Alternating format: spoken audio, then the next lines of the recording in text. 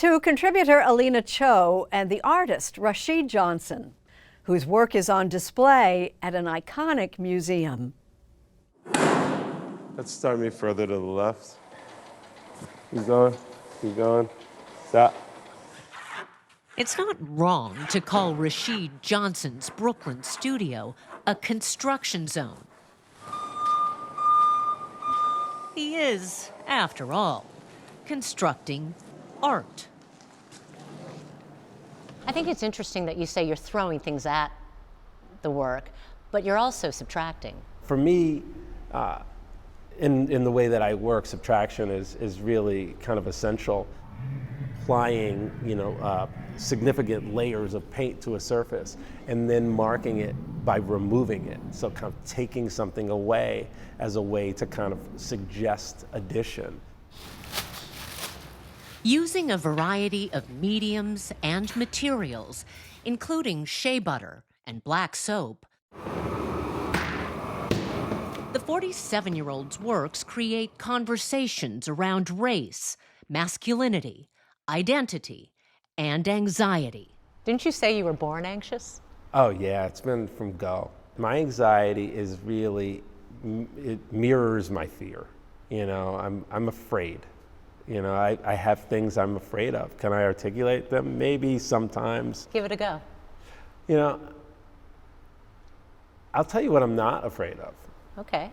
I'm not afraid to be vulnerable. Vulnerability and ambition fueled his work early on.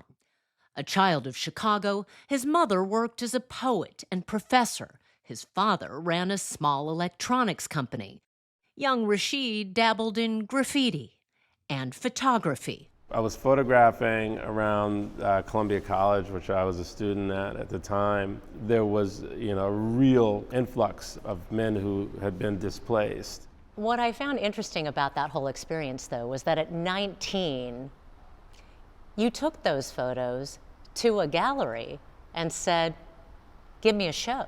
I think I told them that if they weren't willing to show the work, that I would find somebody who I think would. It worked. What did you think when that happened? I'm onto something? Yeah, very much so. Have you had time to take it all in? I'm still in the process of kind of unpacking it.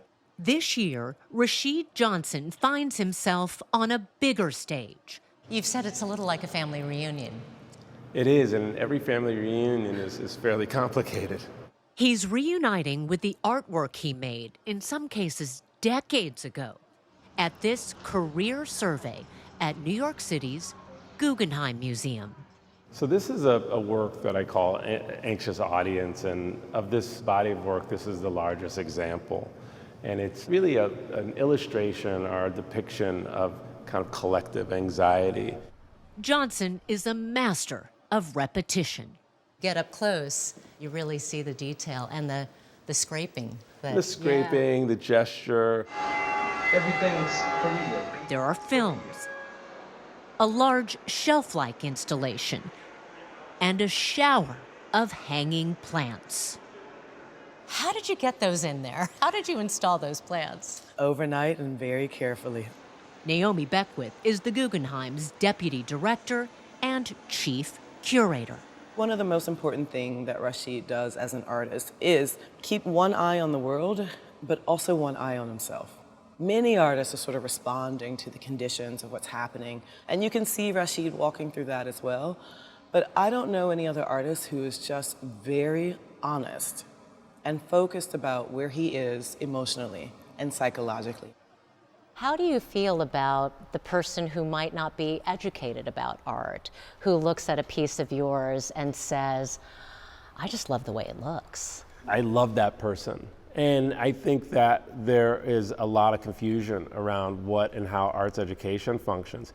We've been painting and drawing and marking surfaces since we were kids, all of us, It's so great to hear you say, in some ways, that's enough. It is. The first thing that I learned to love outside of my family was art. When you have that experience and you get so much direction from it and you get to fulfill your curiosity, it gives you a lifetime of potential joy.